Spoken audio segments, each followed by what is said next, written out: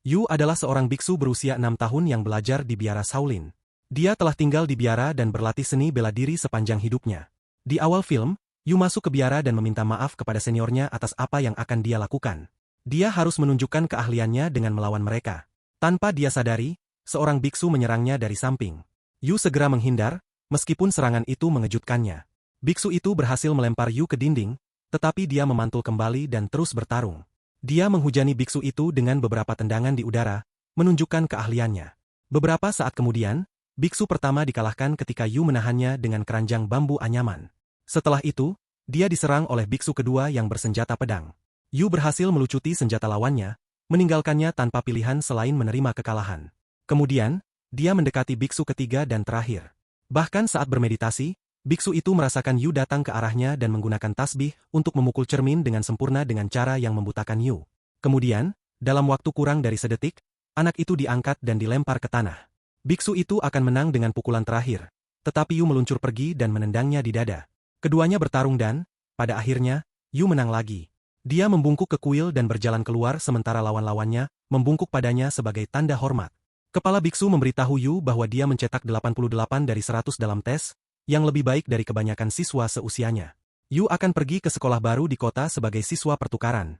Selama tinggal di sana, dia seharusnya tinggal bersama keluarga beranggotakan 3 orang, yang dikepalai oleh seorang ilmuwan hebat yang dekat dengan kepala biksu.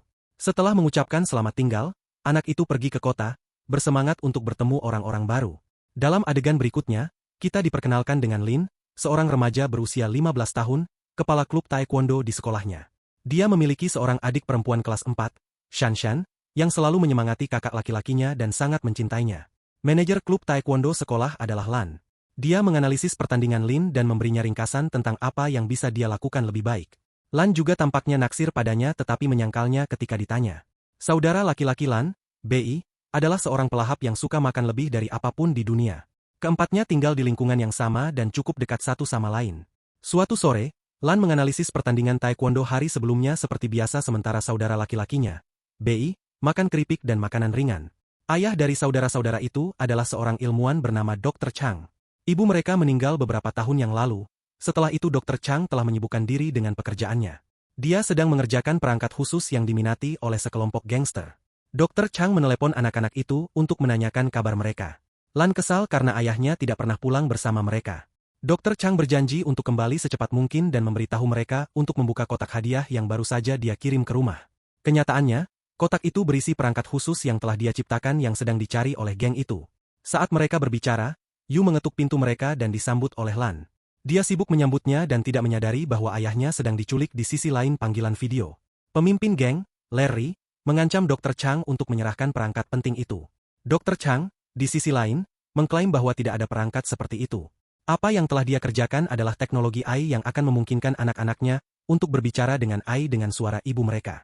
Pemimpin itu tidak mempercayainya dan menahannya sebagai sandera.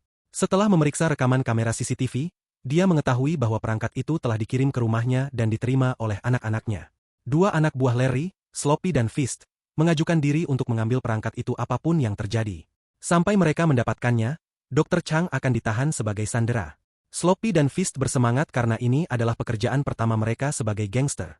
Mereka berpakaian eksentrik sebagai penyamaran dan tiba di depan rumah Lan. Sloppy mencoba menerobos masuk ketika hari mulai gelap, tetapi Fist menyarankan mereka menunggu sampai anak-anak pergi ke sekolah keesokan harinya. Sementara itu, Yu mulai terbiasa dengan lingkungan baru. Dia melihat Lan menonton pertandingan taekwondo di TV dan terpesona oleh olahraga itu. Kemudian, dia mencoba melakukan meditasi malam hariannya sementara Bi bermain video game.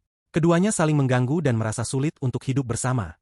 Tetapi segera, mereka bermain video game bersama dan menjalin ikatan. Di kamarnya, Lan membuka kotak yang dikirim oleh ayahnya dan melihat gantungan kunci panda di dalamnya. Apa yang tidak dia ketahui adalah bahwa itu juga menyimpan pendrive yang dicari oleh geng itu. Setelah menekan sebuah tombol, panda itu meminta Lan untuk mengatur kata sandi yang diaktifkan suara. Dia berseru, kata sandi apa? Yang ditetapkan sebagai kata sandi baru tanpa dia sadari. Setelah mengujinya lebih lanjut, dia menyadari bahwa panda itu adalah AI yang memiliki suara ibu mereka. Keesokan paginya, Yu bersiap untuk hari pertamanya di sekolah, bersama Bi dan Lan. Sloppy dan Fist mengawasi mereka dari dalam mobil mereka, berencana untuk menerobos masuk tepat setelah mereka tidak terlihat. Tetapi saat itu, Sloppy menyadari bahwa Lan telah menggantung gantungan kunci panda di tasnya.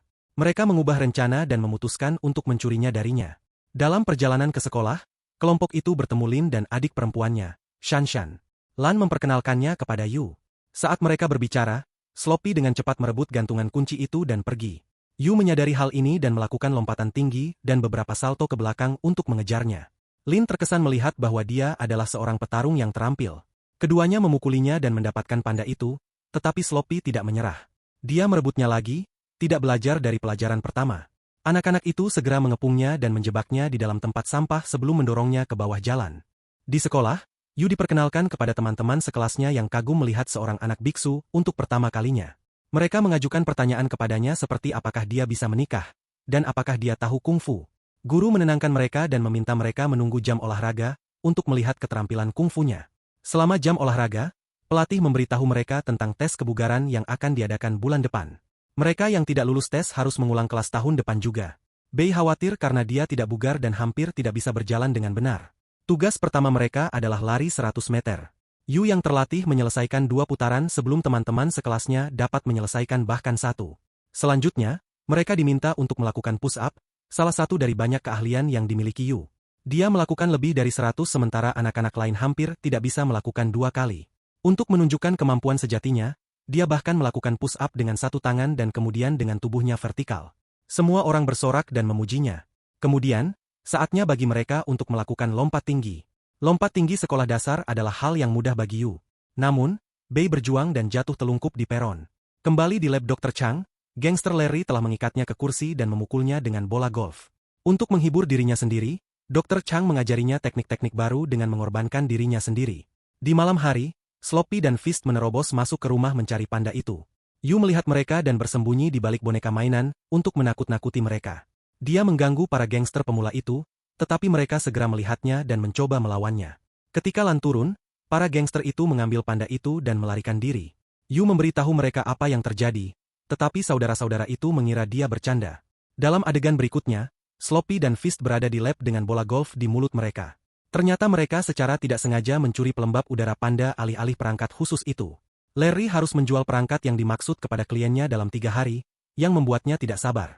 Dia menggunakan mulut Fist dan Sloppy untuk menahan bola golf dan mengancam mereka agar menyelesaikan tugas lebih cepat. Keesokan harinya sepulang sekolah, kelompok itu menonton Lin bertarung melawan seorang lawan.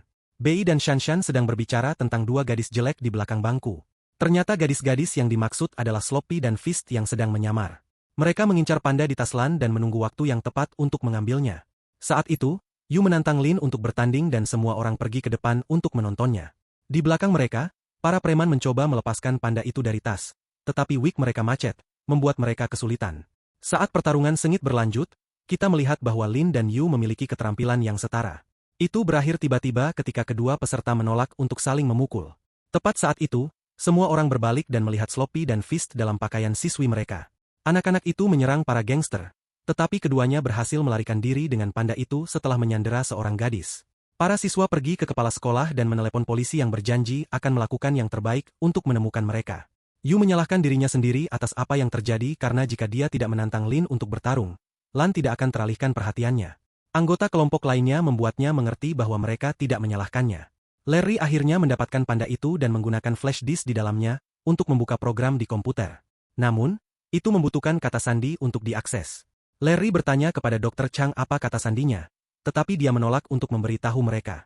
Sepasang programmer mencoba memecahkan kodenya, tetapi bahkan setelah mencoba selama sehari penuh, mereka tidak berhasil. Pada akhirnya, Larry mulai kehilangan akal sehatnya dan mengalami gangguan mental. Kemudian, dia melihat pesan Lan di ponsel Dr. Chang dan memutuskan untuk menggunakannya untuk memerasnya. Lan telah meminta ayahnya untuk datang ke ulang tahunnya besok. Larry membalas sebagai Dr. Chang dan mengklaim bahwa dia akan berada di sana tepat waktu. Keesokan malamnya, Lan dan teman-temannya berkumpul di rumahnya untuk pesta ulang tahun. Sementara itu, Lin, Bei, Yu, dan Shanshan pergi ke pasar untuk mendapatkan hadiahnya. Lan mendapat pesan dari ayahnya yang mengatakan bahwa dia ada di luar. Namun, setelah keluar untuk memeriksa, dia diculik dan dimasukkan ke dalam van. Pada saat yang sama, Yu dan kelompok itu melihatnya dan mengikuti van itu dengan sepeda mereka. Mereka sampai di lab Dr. Chang dan mulai mencarinya. Larry dan mitra bisnisnya berada di bawah tekanan karena mereka seharusnya menyelesaikan kesepakatan kemarin. Untuk mempercepat prosesnya, Larry menodongkan pisau ke wajah Lan dan menanyakan kata sandinya. Dia pada gilirannya bertanya, kata sandi apa? dan itu membuka program di komputer. Di luar, Sloppy dan Fist sedang menjaga tempat itu. Yu dan Lin menyerang mereka dan menjatuhkan mereka dalam waktu singkat. Namun, mereka segera dihadapkan oleh orang kepercayaan Larry, Bradley. Dia adalah seorang petarung. Oleh karena itu, mereka kesulitan untuk mengalahkannya, bahkan ketika bekerja sama. Di dalam lab, Larry dan mitranya akan menyelesaikan perjanjian. Tetapi saat itu juga, Bei tiba dan secara diam-diam membebaskan saudara perempuannya dan ayahnya. Yu juga datang untuk membantu mereka dan membantu mereka melawan para gangster. Di tengah kekacauan, Larry mendapatkan koper berisi flash disk dan lari keluar. Dia dihentikan oleh Dr. Chang, Bei, dan Lan yang memukulinya. Sementara itu, Yu bergabung dengan Lin lagi untuk melawan Bradley. Awalnya, mereka kesulitan, tetapi mereka akhirnya berhasil mengalahkannya. Akhirnya, polisi tiba di tempat kejadian dan menangkap mereka. Dalam adegan terakhir, kita melihat kepala sekolah memberikan penghargaan kepada Yu dan Bei atas keberanian mereka. Terima kasih telah menonton. Jangan lupa like dan subscribe ya.